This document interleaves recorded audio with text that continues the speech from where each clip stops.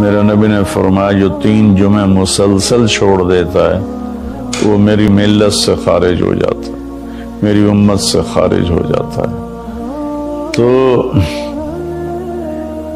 میں اپیل کروں گا ان بہن بھائیوں سے جو نماز میں سستی کرتے ہیں، کم از کم جمعہ ضرور پڑھ لیا کریں۔ عورتوں پہ جمعہ فرض نہیں ہے، مردوں پہ فرض ہے۔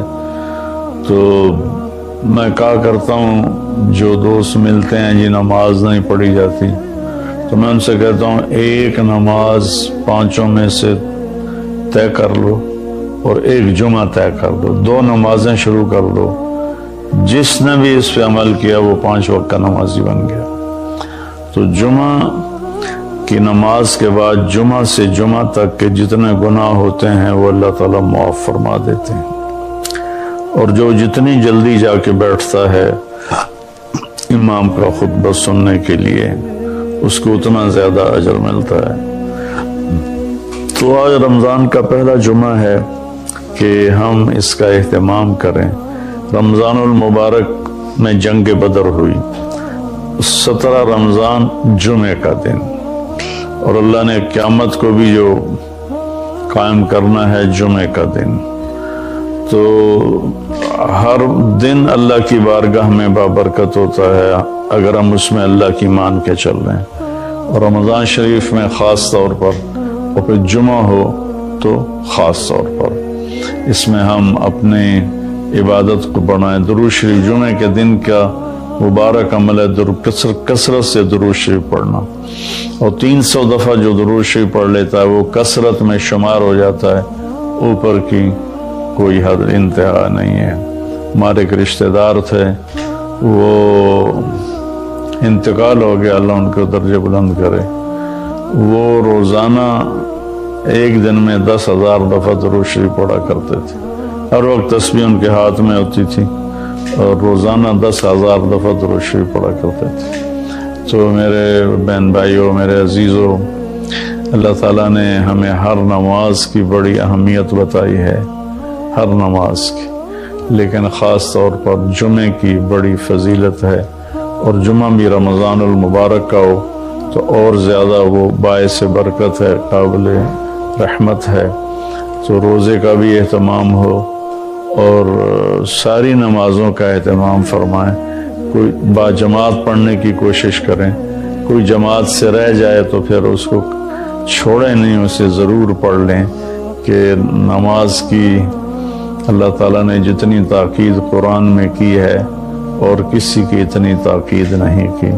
اور اللہ تعالیٰ نے 10 دفعہ اقیم الصلاۃ، اقیم الصلاۃ، اقیم الصلاۃ وآتوا الزکاۃ، تو 10-12 دفعہ اللہ نے قرآن میں براہ راست حکم کیا اقیم الصلاۃ وآتوا الزکاۃ۔ اور ادھر اللہ پاک کی رحمت کے دروازے کھلے ہوئے ہیں، اللہ کا عرش پہلے آسمان پر ہے، جنت کے دروازے کھل چکے ہیں، جہنم کے دروازے بند ہو چکے ہیں۔ اور میرے نبی کا فرمان ہے کہ اگر میری امت کو پتہ چل جائے رمضان کیا ہے تو تمنا کریں گے کہ سارا سال ہی رمضان ہو، اتنی اللہ کی رحمت ہوتی۔ اللہ نے فضل فرمایا، صرف 1 مہینے کے لیے ہمیں اللہ تعالیٰ نے اس کا پابند کیا۔ تو میرے بھائی بہنوں، اس مہینے کو قیمتی بناؤ، کسی سے ہم لڑے ہوئے ہیں ہم صلح کر لیں، مرنے والے سے پوچھو کہ لڑائی کا کیا نقصان ہوتا ہے، مرنے والے سے پوچھو دنیا کی دوڑ کا کیا نقصان ہوتا ہے، مرنے والے سے پوچھو ماں باپ کی نافرمانی کا کیا انجام ہوتا ہے۔ امام بخاری رحمۃ اللہ علیہ نے ایک واقعہ نقل کیا ہے کہ ایک گاؤں میں ایک نوجوان کو دفن کیا گیا، تو عصر کے بعد اس کی قبر پھٹتی اور وہ قبر سے نکلتا، اور اس کا چہرہ گدھے کا ہوتا تھا، اور وہ 3 دفعہ گدھے کی آواز میں آواز نکالتا تھا، پھر وہ قبر میں گرتا تھا، قبر مل جاتی تھی۔ تو لوگوں نے اس کی ماں سے پوچھا کہ یہ کیا چکر ہے؟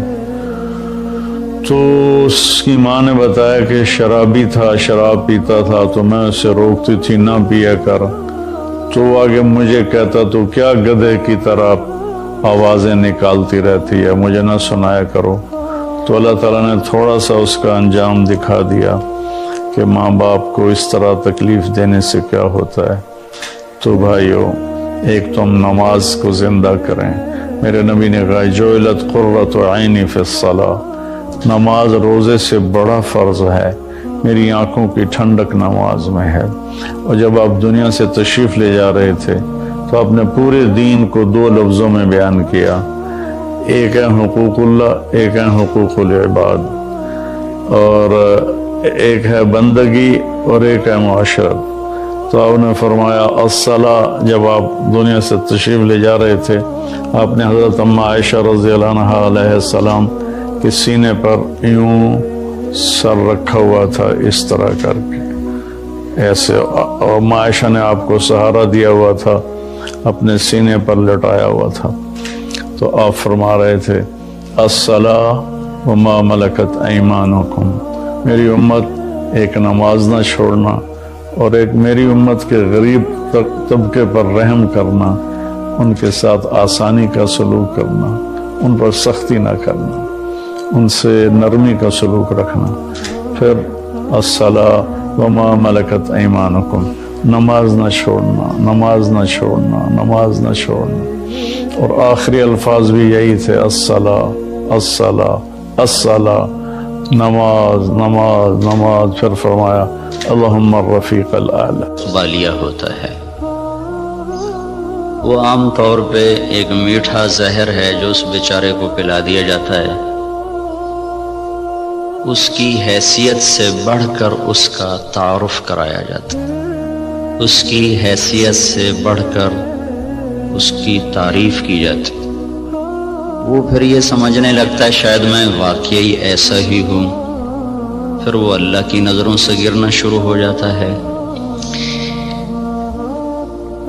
इसलिए मैं ये एक बात तो आप सब हजरात की खिदमत में अर्ज करूँगा, आज तो अल्लाह को कोई नहीं जानता, मैं कौन हूँ जिसे हर कोई जानता है कि मौलाना तारिक जमील तारुफ के मोहताज नहीं। मैं तो एक गंदे नुत्फे से बना हुआ इंसान, कल को मट्टी आज भी मट्टी, मिट जाने वाली शय। आज की दुनिया तो ऐसी गफलत की दुनिया है कि अल्लाह कोई नहीं पहचानता। इस वक्त तो अल्लाह भी मोहताज तारुफ हो चुके हैं। मोहताज का लफ्ज़ मेरे आपके लिए ना कि अल्लाह की ज़ात, कि अल्लाह तो हर चीज़ से पाक ज़ात है, लेकिन जो उसको मानते हैं आज वो भी अल्लाह को नहीं जानते कि अल्लाह कौन है। तो मैं और आप तो बड़े ही छोटे इंसान हैं, हमारी कोई हैसियत नहीं है। तारुफ ज़रूर करवाया जाए पर बड़े नपे तुले अल्फाज के साथ, जिससे अगले का मिजाज ख़राब ना हो, बल्कि वो भी अपनी हैसियत में रहे, अपने दायरे में रहे। हमारे उस्ताद साहब रहमतुल्लाह अलैह जिनसे बुखारी पढ़ी, वो फरमाया करते थे इल्म की 2 किस्में हैं। एक वो जो किसी के ज़रिए से हासिल हो, उसको कहते हैं हुसूली, हासिल हुआ। एक वो जो मैं खुद जानता हूँ, उसे कहते हैं वजूदी। वज़न में वजूदी इल्म की ताकत हुसूली इल्म से ज़्यादा होती है। एक चीज़ मैं खुद देख रहा हूँ, एक बता रहा है, दोनों में फ़र्क है। शुनीदा कैबवन मानिंद दीदा, ये एक फ़ारसी की मिसाल है। इसी को अरबी में लैसल ख़बर कल मुआयना, देखा सुना बराबर नहीं है। तो इल्म वजूदी की ताकत हुसूली से ज़्यादा होती है, सिवाय एक जगह के, जब आदमी की तारीफ होती है उन चीज़ों के साथ जो उसमें नहीं है, तो वो वहाँ बेचारा धोखा खा जाता है। वो समझता है ये जो कह रहे हैं ना ठीक ही कह रहे हैं, हालांकि वो अच्छी तरह जानता है कि मैं ऐसा नहीं हूँ जैसा ये कह रहा है। लेकिन थोड़ी देर के लिए उस पर भी एक नशा तारी हो जाता है, वाकई ऐसा ही हूँ। तो इसलिए मैंने ये अर्ज़ किया कि आप लोगों की तो मजबूरी, आपके पास अफसरान आते हैं, उनकी तारीफ ना करो तो फिर वो आपको कोई डोनेशन नहीं देंगे।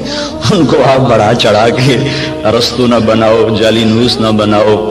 ये वो पिछले दिनों ना जब वो हुकूमत ने तालीम मैट्रिक तक मुफ्त का ऐलान किया, तो मैं सियालकोट में हमारी जमात गई थी, तो वहाँ चॉकिंग हुई थी दीवारों पर, वक्त का सर सैयद परवेज़ इलाही।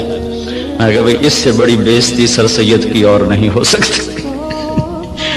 جس آدمی نے تن من دھن قربان کر دیا امت کو کسی رخ پر لانے کے لیے اور اس گرداب سے نکالنے کے لیے کہ یہ کچھ دنیا کو بھی سمجھنے والے بنے، ایک نواب صاحب کے پاس گئے چندہ مانگنے، وہ تھے مخالف ان کے، تو انہوں نے تمسخر اور ٹھٹھے کے طور پر اپنے پرانے جوتے ان کو ڈبے میں پیک کر کے دے دیے کہ آئیے آپ کی اسکول کے لیے چندہ ہے۔ وہ لے گئے علی گڑھ، کھول کے دیکھا تو پرانے جوتے، تو انہوں نے اس کو بازار میں فروخت کیا، وہ کوئی 4 آنے 8 آنے کے بکے، وہ جمع کر کے رسید کاٹ کر لیٹر میں ڈال کے بھیج دی کہ آپ نے جو ہمیں چندہ دیا تھا وہ ہم نے بازار میں بیچا، اس کے اتنے پیسے ہم نے وصول پائے، اس کی رسید آپ کی خدمت میں پیش کر رہا۔ جو آدمی ایسے ذلیل ہو کہ اسی کنارے پہنچا وقت کا سر سید پرویز علیہ، میں کہا اس سے بڑی بےزتی آج تک سر سید کی نہیں ہو سکتی۔ تو خیر یہ ہمارے موضوع کی بات نہیں تھی، لیکن مجھے اپنی جان بھی تو بچانی ہے نا۔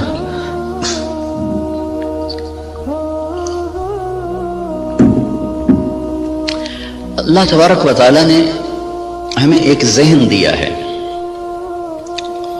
اس وقت ذہن یہ ہے کہ ہم اپنی محنت کا کماتے ہیں، محنت کا کھاتے ہیں، جو کماتے ہیں جو مرضی کریں، یہ ایک ذہن جس کو ہم سرمایہ داری کا نظام کہتے ہیں۔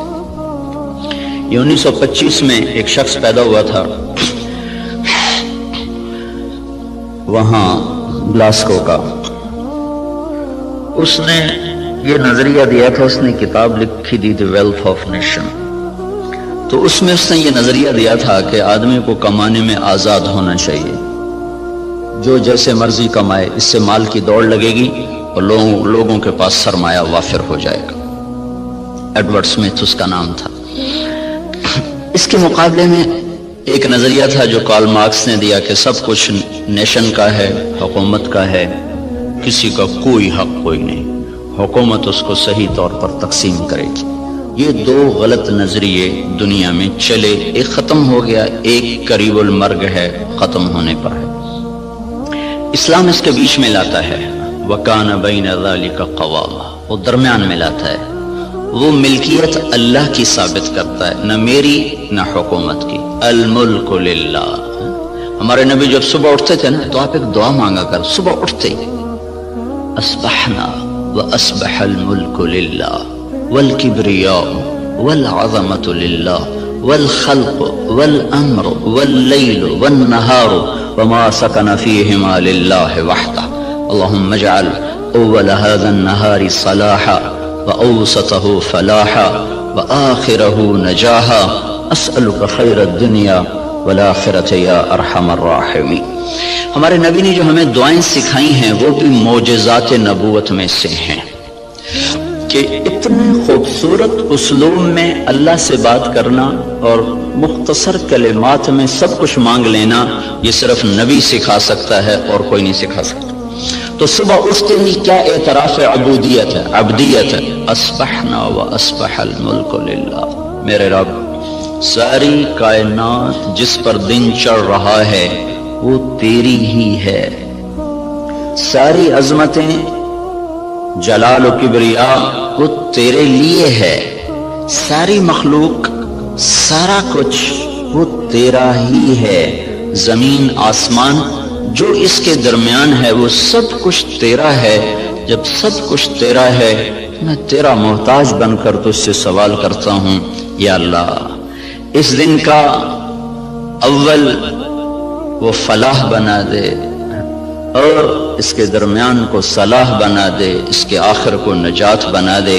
یہ تصور ہمیں اللہ کی طرف سے ملا ہے کہ جو کچھ میرے پاس ہے وہ بطور استحقاق نہیں، بطور امتحان ہے۔ یہ 2 لفظوں میں راستے جدا ہو جاتے ہیں۔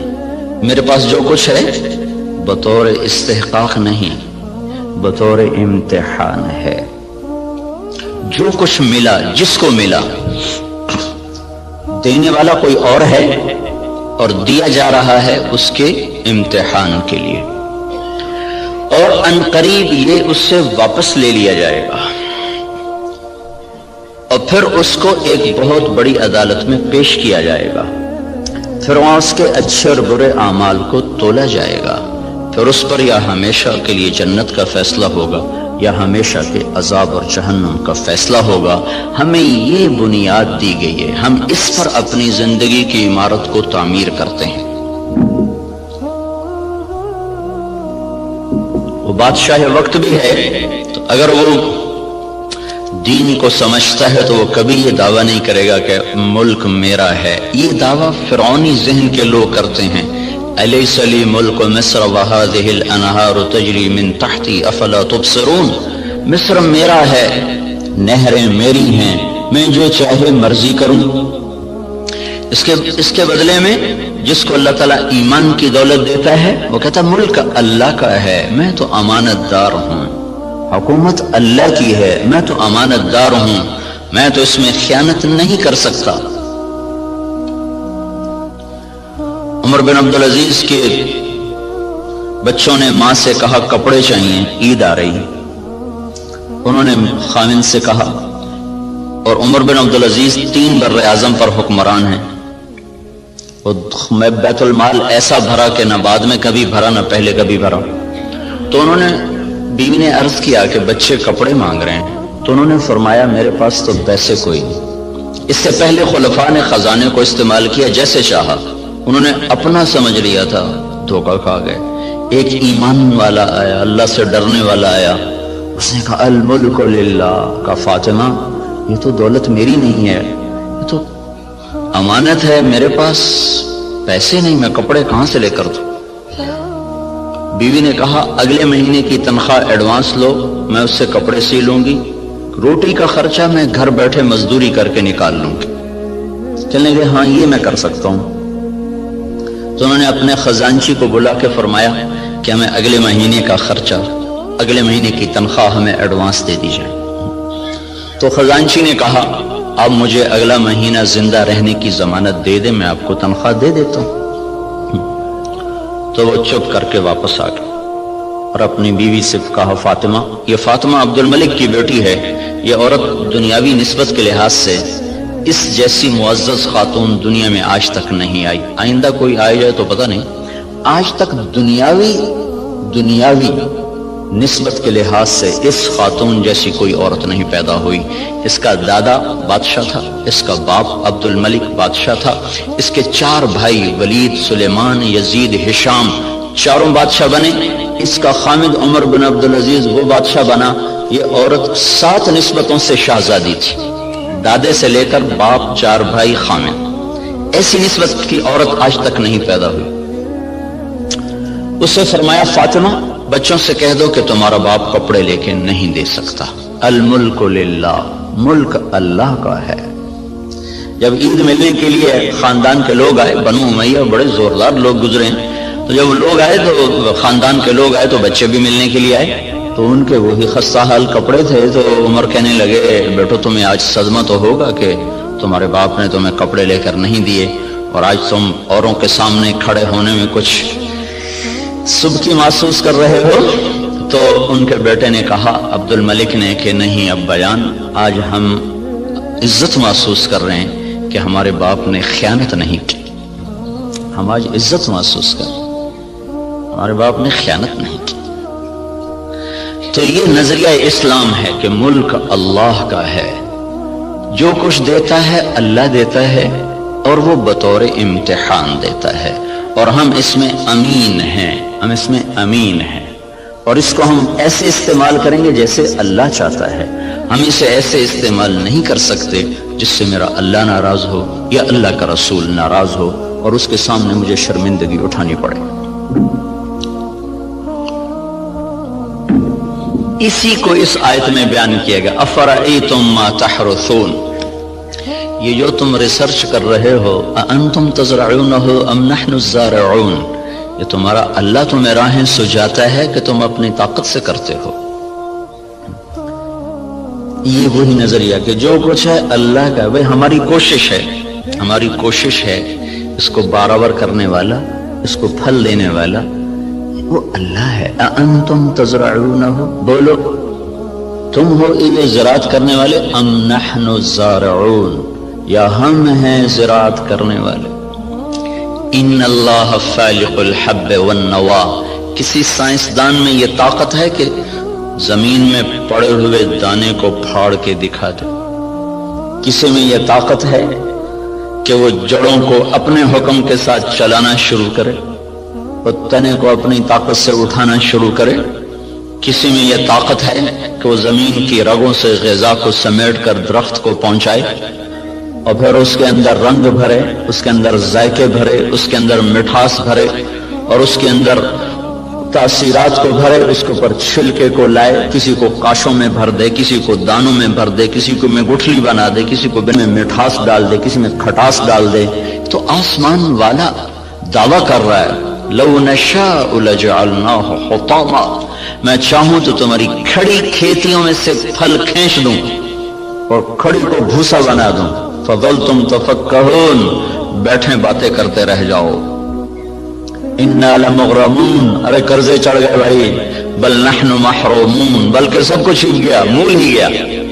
تو یہ ہمیں نظریہ قرآن دیتا ہے کہ ہم جو کچھ کرتے ہیں وہ اللہ کی امانت ہے، تائید ربانی شامل حال ہے، اللہ کا ہم ساتھ ہے، تب یہ قدم ہمارے اٹھتے ہیں۔ اس نظریے والے کی تحقیق اور ریسرچ پر بھی وہی کچھ ہوتا ہے جو ایک کافر کی ریسرچ پر ہوتا ہے۔ تو فرق کیا ہے؟ اس نظریے کے ساتھ ایوب ریسرچ آنا اور اللہ کے انکار کے ساتھ کسی لیبارٹری میں جانا، نتیجہ تو دونوں کو اللہ دے دیتا ہے، اس کو بھی دے دیتا ہے، اس کو بھی دے دیتا ہے۔ تو لیکن اس کا فرق کیا ہے؟ اس کا فرق پڑتا ہے عملی زندگی میں کہ جو آدمی اپنا سب کچھ کر کے چلتا ہے پھر وہ آزاد ہو کے چلتا ہے، وہ اپنی ترتیب زندگی میں نہ اللہ کو پہچانتا ہے نہ اس کے رسول کو پہچانتا ہے، اور جو اسے اللہ کی امانت سمجھ کے چلتا ہے اس کی ترجیحات تبدیل ہو جاتی، وہ اللہ اس کے رسول کو سامنے رکھ کر چلتا ہے اور وہ آخرت میں اس جواب دہ ہونے کے احساس سے چلتا ہے۔ یہ دو سوچ ترجیحات کو تبدیل کر دیتی ہے، ان کی سوچ اور طرف چلی جاتی ہے، وہ حرص و ہوس کے بندے بن جاتے ہیں، اللہ اس کے رسول سے غافل ہو جاتے ہیں۔ یہ قدم قدم پہ لرز لرز کے چلتا ہے، کانپ کانپ چلتا ہے۔ یہ عملی زندگی میں پھر یہ نظریہ طاقتور بن کے انسانیت کو صحیح رخ پر لاتا ہے، جو آپ کے ڈاکٹر صاحب نے فرمایا کہ ہم ذلت و پستی کا شکار ہیں۔ وجہ دین سے دوری ہے، دین سے دوری کی وجہ نظریات کمزور ہو چکے ہیں، تصورات کی دنیا میں اللہ نہیں بس رہا، اللہ کا رسول نہیں بس رہا، جنت اور جہنم کا تصور موجود نہیں ہے، اس لیے قدم بہک گئے، راستوں سے بھٹک گئے، ترتیب ساری الٹی ہو کے رہ گئی۔ تو اللہ تعالیٰ ہمیں یہ ذہن دیتا ہے تم اگاتے ہو کہ اللہ اگاتا ہے۔ جہاں آپ کی ساری زراعت فیل ہو جائے، انس رضی اللہ تعالیٰ عنہ کو ان کی ماں لے کر آئیں، یا رسول اللہ آپ کا بچہ ہے، آپ کی خدمت کرے گا، اس کے لیے دعا کرنا۔ تو آپ نے فرمایا اللہم بارک لہو فی عمرہ و مالہ، اللہ اس کے مال میں عمر میں برکت دے دے۔ تو انس رضی اللہ عنہ فرمایا کرتے تھے کہ اللہ تعالیٰ نے مجھے اتنی زندگی دے دی کہ اب میں زندگی سے تنگ آ گیا، اللہ کے نبی نے لمبی عمر کی دعا دی، اور ساری دنیا میں کھجور کا پھل سال میں ایک دفعہ پھلتا ہے، کھجور کا درخت، لیکن انس رضی اللہ تعالیٰ عنہ کا باغ سال میں 2 دفعہ پھل دیتا تھا۔ وہ گرمی میں بھی پھل لیتا تھا، سردیوں میں بھی پھل لیتا تھا، نہ ٹیکنالوجی تھی، نہ سائنس، نہ کچھ، صرف اللہ کے نبی کی دعا تھی کہ یا اللہ اس کے رزق میں برکت عطا فرما۔ تو ان کے پھل سال میں 2 دفعہ آتے تھے۔ وہ کھجور تو ویسے ہی بہت دیر کے بعد پھل لیتی ہے۔ سلمان فارسی آئے کہ یا رسول اللہ آزادی تو ملی پر نہ ملنے کے برابر کا، کیوں؟ کہ وہ یہودی نے کہا ہے 100 پودے کھجور کے لگاؤ، جب وہ پھلدار ہو جائیں پھر تمہیں آزاد کروں گا۔ اب کھجور جلدی پھل لینے میں آ جاتی ہے، وہ تو وہی دور تھا جو پرانے زمانے کی کھجوریں تھی جو چل چل چڑھ چڑھ کوئی 10 سال کے بعد پھل دینا شروع کرتی تھی۔ تو میری آزادی تو پھر نہ ہونے کے برابر. اچھا چلو مجھے لے چلو. 3-4 سال پہلے وہ جگہ میں دیکھنے گیا تھا جہاں وہ باغ تھا. انہوں نے باڑ لگائی ہوئی ہے اس کے چاروں طرف. باغ تو نہیں ہے، وہ خالی جگہ پر ہے وہاں موجود. تو آپ نے کھجور اٹھاتے اور لگا دیتے، کھجور اٹھاتے لگا دیتے.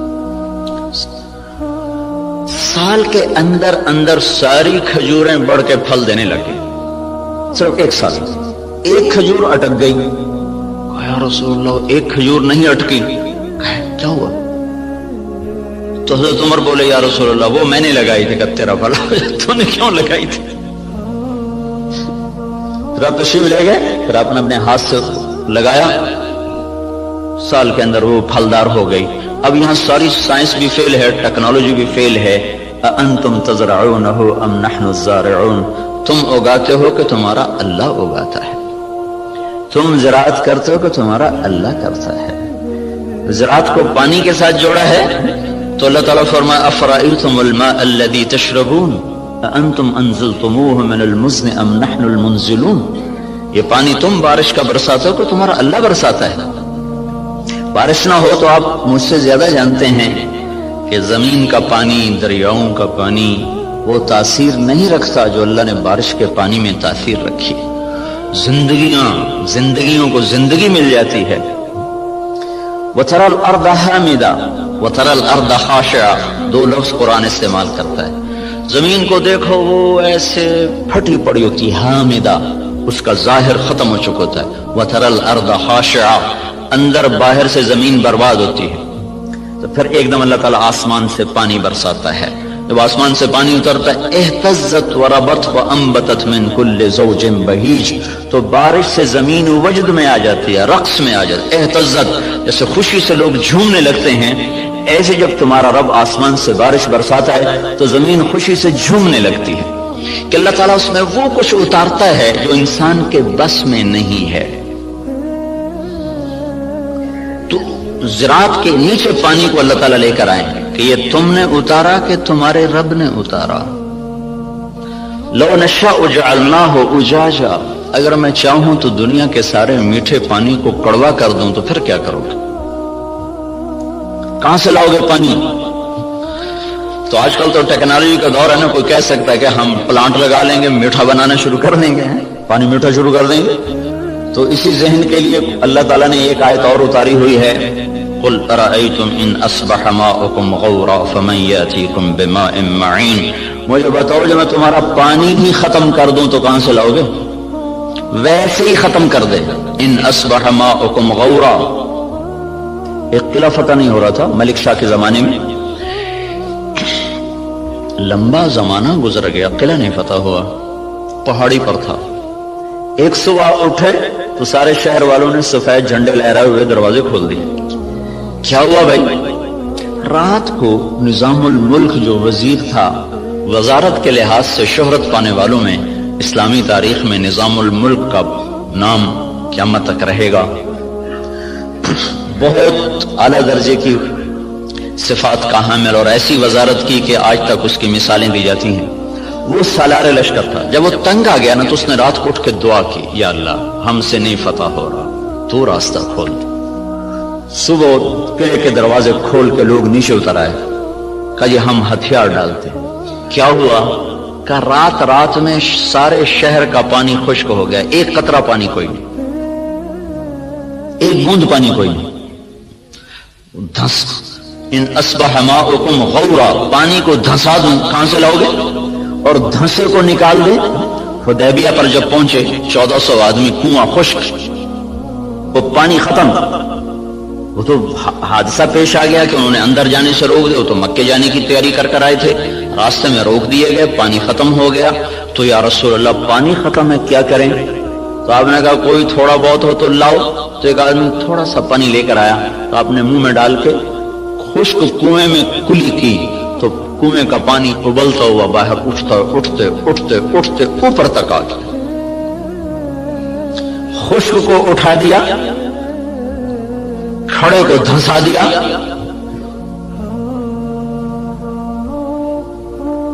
ایک شخص جا رہے ابو الحسن نام مجھے پوری طرح یاد نہیں، راستے میں تھے جنگل میں، پیاس لگی. پانی کی تلاش میں کنویں پر پہنچے، دیکھا تو پانی نیچے، تو انہوں نے اپنے موزے کو اتارا، جوتے کو اتارا، وہ لمبا جوتا ہوتا تھا، اس کو پگڑی سے باندھ کر نیچے لٹکایا تو پانی نیچے تھا، وہاں تک جوتا نہیں جا سکا، تب پریشان ہو کے بیٹھ گئے، اب کیا کروں، پیاس سے جان جا رہی۔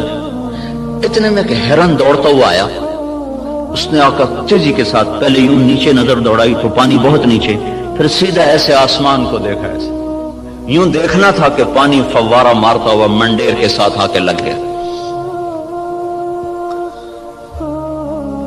تو اس نے پیا، انہوں نے بھی پیا، تو ان کو دل میں خیال آیا یہ کیا چکر ہے، یہ جانور اس کے لیے اتنا اکرام اور میں انسان اور ایمان والا، میرے لیے تو یہ ہوا نہیں، جانور کے لیے جو ہو گیا۔ تو ایک آواز سنی تو رسی اور ڈول کے سہارے ڈھونڈتا رہا، اس نے سیدھا اپنے رب کو پکارا، اللہ پکارنے والوں کی ایسے ہی سنتا ہے۔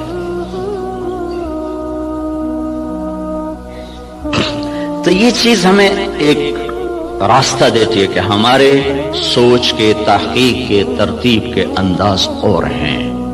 اللہ تعالیٰ جن چیزوں کو ہمارے اوپر لازم کرے گا انہیں ہمیں کرنا ہوگا۔ نماز اذان کے بعد بھی ڈاکٹر صاحب دفتر میں بیٹھے ہوں، ریسرچ کر رہے ہوں، تو یہ ساری ریسرچ زہر حلاحل ہے، اب اس کا انسانی خدمت سے تعلق ختم ہو چکا ہے۔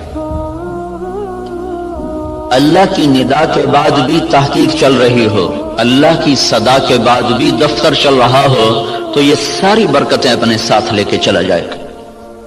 اب ہمارے لیے حکم ہے بند اذان باہر دینے کا حکم ہے۔ مسجد کے اندر اذان دینا مکروہ ہے، باہر بلال رضی اللہ تعالیٰ عنہ مسجد کے ساتھ ایک کوٹھا تھا، ایک صحابی کا گھر تھا، اس کی چھت پہ چڑھ کے اذان دیا کرتے تھے کہ اذان باہر کی زندگی کو معطل کرنے کے لیے ہے اور مسجد کی زندگی کو آباد کرنے کے لیے ہے۔ حی علی الصلاۃ کے بعد اب نہ کوئی دکاندار، نہ کوئی تاجر، نہ زمیندار، نہ کوئی مرد، نہ کوئی عورت، جو جہاں پر ہے اسے حکم ہے کہ ہاتھ اٹھا لے اور چلے اس رب کی طرف جو کہہ رہا ہے حی علی الصلاۃ، آؤ نماز کی طرف۔ یہاں کیا ملے گا؟ یہاں تو ہم بہت کچھ کام کر رہے ہیں، لوگوں کی خدمت کر رہے ہیں، ریسرچ کر رہے ہیں، یہاں کیا ملے گا؟ تو اس سوال کا جواب اگلے دو جملوں میں دیا گیا، حی علی الفلاح، آؤ یہیں سے کامیابی ملے گی۔ میں چند دن پہلے گیا تھا، ذرا یونیورسٹی وائن کو قصہ سنایا تھا، ابن سینا رحمت اللہ علیہ، وہ طب کی دنیا میں یعنی نبی کہلاتے ہیں کہ ان پر طب کا الہام ہوتا تھا۔ اس شخص کا بنایا ہوا نظام طب اور اس کے قوانین آج بھی معتبر اور مستند سمجھے جاتے ہیں۔ 600-700 برس پہلے وہ شخص گزرا ہے جب اتنے آلات نہیں تھے، لیکن اس شخص میں ایک صفت تھی، جب کسی مسئلے میں اٹک جاتے تھے اور نہیں سمجھ میں آتا تھا تو چھوڑ کے نفل کی نیت باندھ کے کھڑے ہو جاتے اور سجدے میں سر رکھ کر کہتے، اے رب میرے اوپر اس مسئلے کو واضح فرما دے۔ سجدے میں پڑھ نفل کی نیت باندھ کے سجدوں میں سر رکھ، اے میرے رب میں جاہل ہوں، میرے اوپر اس چیز کو منکشف فرما۔ پھر 1 دفعہ 2 دفعہ 3 دفعہ کرتے کرتے کرتے کرتے مانگتے مانگتے کا وہ چیزیں ان پر کھلتی تھیں، اور ایسا وہ لوگوں کو فن دے کر گئے ہیں کہ آج بھی ان کے فن کو تسلیم کیا جاتا ہے، اتنی تحقیقات کے باوجود بھی۔ تو آپ بھائی بہت بڑے کام میں لگے ہوئے ہیں، بہت بڑی ضرورت پوری کرنے میں لگے ہوئے ہیں۔ زراعت فرض کفایہ ہے، تجارت جائز ہے، تجارت کرنا جائز اور زراعت کرنا فرض کفایہ۔ اگر لوگ تجارت چھوڑ دیں تو گناہگار نہیں ہوں گے، لیکن اگر سارا طبقہ زراعت چھوڑ دے تو گناہگار ہو جائیں گے۔ علامہ خزائی رحمت اللہ علیہ نے لکھا ہے کہ زراعت کے چھوڑ دینے سے لوگ گناہگار ہو جائیں گے، یہ فرض کفایہ، جیسے جنازہ سارے چھوڑ دیں تو مجرم ہو جائیں گے، تو زراعت فرض کفایہ ہے۔ بہترین مال وہ پالتو گھوڑا ہے اور قطاروں میں لگے ہوئے درخت ہیں۔ قطاروں میں لگے ہوئے درخت سے مراد باغ ہے۔ سب سے بہترین رزق جو اللہ تعالیٰ کسی کو دیتا ہے وہ گھوڑا اور باغ ہے۔ اور آپ نے فرمایا جب اللہ تعالیٰ نے معیشت کو اتارا، معیشت کو جب آسمان سے اتارا تو برکت کو کھیتی اور بکریوں میں رکھ دیا. جب اللہ تعالیٰ نے معیشت کو آسمان سے اتارا تو برکت کو کھیتی اور بکریوں میں رکھ دیا. سعد بن معاذ رضی اللہ تعالیٰ عنہ تشریف لائے تو آپ نے دیکھا ان کے ہاتھوں پر وہ کسی چلانے کے نشان پڑے ہوئے تھے. تو آپ نے کہا سعد کیا ہے یہ؟ کہا جی یہ کسی کے نشان ہے، میں زمین کھودتا ہوں، گوڑی کرتا ہوں. گوڑی کرتے نا زمانے میں ہاتھوں سے کرنا، تو یا رسول اللہ وہ میں خود کرتا ہوں، اس کے کرنے کی وجہ سے یہ میرے نشان پڑ گئے ہیں، بچوں کی روٹی کماتا ہوں. تو آپ نے ان کا ہاتھ لے کر ایسے چوما اور کہا اس ہاتھ پر جہنم کی آگ حرام ہے.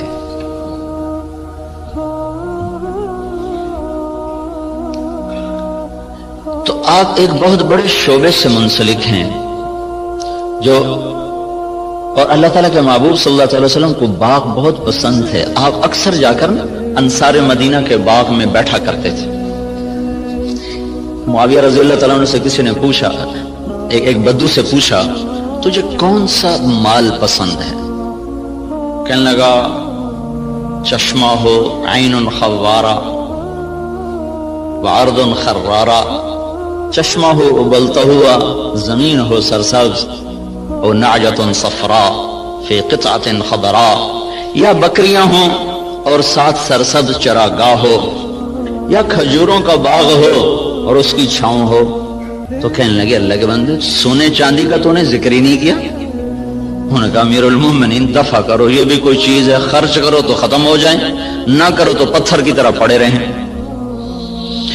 تو اللہ تعالیٰ کے محبوب صلی اللہ تعالی علیہ وسلم نے ان ہاتھوں کو چوما کہ ان پر جہنم کی آگ حرام ہے. اور معاویہ رضی اللہ تعالیٰ عنہ اتنی بڑی زراعت تھی کہ ان کے کھیت میں 5 لاکھ من گندم ہوتی تھی. جس زمانے میں یہ ایسی اقسام تیار نہیں ہوئی تھیں کہ جو ایکڑ میں 50 من ہو اور ایکڑ میں 60 من ہو. وہ ایک پرانی ہم نے بھی تھوڑی سی رکھی ہوئی ہے باپ دادے کی 591، وہ بس ہم اپنے کھانے کے لیے 2 ایکڑ کاش کر لیتے ہیں، 15-20 من ایک ایکڑ سے وہ ہوتی. یہ اقسام نہیں تھی اور اس کے باوجود 5 لاکھ من گندم ان کے فارم سے نکالی جاتی تھی. اور عمر رضی اللہ تعالیٰ عنہ جب خلیفہ بنے تو انہوں نے اپنے ساتھ تھوڑا بہت اپنا کام کرتے تھے، تو چلتے چلتے چلتے ان کی سالانہ جو آمدن تھی وہ 40,000 اونٹ تھے. 40,000 اونٹ عمر رضی اللہ تعالیٰ عنہ کے سارا سال وہ چراگاہوں میں چرتے رہتے تھے، اور روزانہ 20 اونٹ ذبح کر کے مہمانوں کو کھلایا کرتے تھے، اور خود مہینے میں 1 دن گوشت کھاتے تھے. اپنی ذات کے لیے مہینے میں 1 دن گوشت، اور مہمانوں کے لیے روزانہ کا دستور تھا. 20 اونٹ روزانہ ذبح ہوتے تھے اور لوگوں کو کھلایا جاتا تھا. تو یہ تحقیق اور ریسرچ تو سب کچھ ہے اور بڑی جان بھی لگ رہی، اور خود ہم دیکھ رہے ہیں کہ ہماری 5 من کپاس ہوتی تھی، اب وہی 30 من ہو رہی ہے، 35 من تک چلی جاتی ہے. ہماری 15-20 من گندم ہوتی تھی، وہ 60 من تک خود میرے اپنی زمین میں نکلی ہے. اوسط کے لحاظ سے تو نہیں، لیکن 2, 4, 10 ایکڑ ایسے ہر دفعہ دیکھے کہ 60 من تک گندم چلی گئی، 100 من تک مکی چلی گئی ہے. لیکن وہ جو ڈاکٹر صاحب نے بات کی تھی کہ ذلت تو ساتھ نہیں چھوڑ رہی، وہ تو اسی طرح چھائی ہوئی ہے. اتنی فراوانی کے باوجود ذلت سروں سے جا ہی نہیں رہی کہ اس کے لیے ایک اور نظام ہے، اس کے لیے اور اسباب ہیں. اس ریسرچ و تحقیق و تدقیق کے ساتھ ایک نظام اور ہے، وہ ہے اللہ اس کے رسول کی پسندیدہ ترتیب زندگی کو بھی سیکھنا اور اس کو بھی اپنی زندگی میں شامل کرنا اور اس کو لے کر ساری دنیا میں پھرنا. اس امت کا جو کام ہے وہ ساری دنیا کے انسانوں کو اللہ کا تعارف کروانا اور اللہ کے دین کی طرف بلانا ہے. وہ پہلو ہمارا بالکل خالی ہو گیا ہے. میں مکہ میں تھا تو مجھے ایک ملے، اس کے PhD تھے ارضیات کے. ایک جگہ کھانے پہ ان سے ملاقات، وہ مجھ سے کہنے لگے آپ کے پاکستان کی جو زمین ہے ساری دنیا میں ایسی زمین کسی ملک کے پاس نہیں ہے جو اللہ تعالیٰ نے قدرتی اس کے اندر صفات رکھی ہیں، دنیا کے کسی خطے میں یہ صفات موجود نہیں۔ میں نے کہا آپ کی بات درست ہے، لیکن ایک اور ہمیں وائرس لگ گیا ہے جس نے ہماری ہر شے کو برباد کر دیا ہے، وہ بددیانتی اور خیانت کا وائرس ہے جو جان نہیں چھوڑ رہا۔ امریکن سنڈی بھی مر گئی اور کپاس کے وائرس کا بھی علاج ہوگا۔ تو بیوٹی کپاس میں نے اس دفعہ 10 ایکڑ کاشت کی تجربے کے طور پر، جس پر سنڈی ویسے ہی نہیں آئی، وہ نہیں آئی، ہم نے 10 ایکڑ کاشت کیا تجربے کے طور پر، اس پر سارے سیزن میں کوئی سنڈی کا اٹیک نہیں ہوا سوائے لشکری سنڈی کے۔ تو وائرس کو بھی کنٹرول ہو گیا، سنڈیاں بھی کنٹرول ہو گئیں، لیکن یہ جو بددیانتی کا وائرس لگا ہے یہ مصیبت خانہ بڑھتا ہی جا رہا ہے، بڑھتا ہی جا رہا ہے۔ جب تک یہ اندر سے نہیں نکلے گا اللہ تعالیٰ کی نظروں سے ہم گرتے رہیں گے، گرتے رہیں گے، گرتے رہیں گے۔ کہ محبوب پاک صلی اللہ تعالی علیہ وسلم کا ارشاد ہے اذا اتخذ الفیء دولا، جب میری امت میں حکومت کے افسران بددیانت ہو جائیں گے اور حکومت کے خزانے کو خود لوٹنا شروع کر دیں گے، والامانۃ مغنما، اور عوام الناس بھی بددیانت ہو جائیں گے، جس کے پاس امانت رکھی جائے گی وہ کھا جائے گا، والزکاۃ مغرما، اور مالدار لوگ بخیل ہو جائیں گے اور زکوٰۃ دینا چھوڑ دیں گے، وتعلم لغیر الدین، اور جب میری امت کے علماء کا رخ اللہ کی طرف بڑھنے کی بجائے بادشاہوں کی طرف بڑھنا شروع ہو جائے گا اور علم دین کو اللہ کی بجائے دنیا کے لیے حاصل کیا جانے لگے گا، وَأَطَاعَ الرَّجُلُ زَوْجَتَهُ، اور لوگ بیویوں کے فرما بردار ہو جائیں گے، وَعَقَّ أُمَّهُ، اور ماؤں کے نافرمان ہو جائیں گے، اور ادنا صدیقہ، دوست کو دیکھ کر باہیں پھیلا کر گلے سے لگائیں گے، وَأَقْصَى أَبَاهُ، باپ کو دیکھ کر ان کو دھکا دے کے راستے سے ہٹا دیں گے، وَصَادَ الْقَبِيلَةَ فَاسِقُهُمْ، قبیلے کا سردار نافرمان ہوگا، وَأُكْرِمَ الرَّجُلُ مَخَافَةَ شَرِّهِ، ایک دوسرے کو اکرام کر کے بھی آپس میں بغض رکھا ہوا ہوگا، مسکرا کر بھی ملنا ہوگا، اندر میں نفرت بھی ہوگی، ایک دوسرے کے شر سے بچنے کی ہر ایک کی نیت ہوگی، وَكَانَ رَئِيسُ الْقَوْمِ أَرْذَلَهُمْ، بڑے بڑے کلیدی عہدوں پر نکمے لوگوں کو بٹھا دیا جائے گا، نااہل لوگوں کو بٹھا دیا جائے گا، وارتفعت الاصوات فی المساجد، مسجدوں میں لڑائیاں شروع ہو جائیں گی اور فرقہ واریت کی آگ بھڑک اٹھے گی، وظہرت القینات والمعازف، اور گانے والیاں معزز اور محترم ہو جائیں گی اور گانے والیاں عام ہو جائیں گی، اور موسیقی چاروں طرف پھیل جائے گی اور موسیقی کے آلات ہر طرف عام ہو جائیں گے، وشربت الخمور، اور شراب عام ہو جائے گی، ولبس الحریر، اور مالدار لوگ مرد ریشم استعمال کریں گے، ولان آخر هذه الامت اولها، اور اس امت کے آج کے لوگ پہلے لوگوں کو جاہل، ان پڑھ، اس قسم کے القابات سے نوازیں گے۔ جب میری امت میں یہ سب کچھ ہوگا، جب یہ سب کچھ ہوگا تو پھر کوئی دوا کارگر نہیں، کوئی طبیب کارگر نہیں، کوئی تدبیر سرے نہ پہنچے گی۔ پھر کیا ہوگا؟ فَلْيَرْتَقِبُوا عِنْدَ ذَلِكَ رِيحًا حَمْرَاء وَزَلْزَلَةً وَمَسْخًا وَقَذْفًا وَخَسْفًا وَآيَاتٍ مُتَتَابِعَاتٍ، پھر میری امت پر زلزلے آئیں گے، پھر میری امت پر ہوائیں پاگل بن کے ٹوٹ پڑیں گی، پھر ان کو زمین میں دھنسا دیا جائے گا، پھر ان پر پتھروں کی بارش ہوگی، پھر ان پر اوپر نیچے عذاب کے کوڑے برسیں گے، اس طرح عذاب آئیں گے جیسے تسبیح ٹوٹ جائے اور اس کے دانے ٹپ ٹپ ٹپ گرتے ہیں، ایسے اوپر نیچے اللہ کی طرف سے تنبیہات کا ایک نظام چلے گا۔ جب تک ان برائیوں سے یہ نکلیں گے نہیں، اس وقت تک انہیں کوئی اللہ کے ہاں عزت نہیں دلا سکتا، نہ یہ دنیا بنا سکتے نہ یہ آخرت بنا سکتے۔ کافر اور ہم میں فرق ہے، وہ جو مرضی کریں، اگر وہ دنیا کے اسباب کو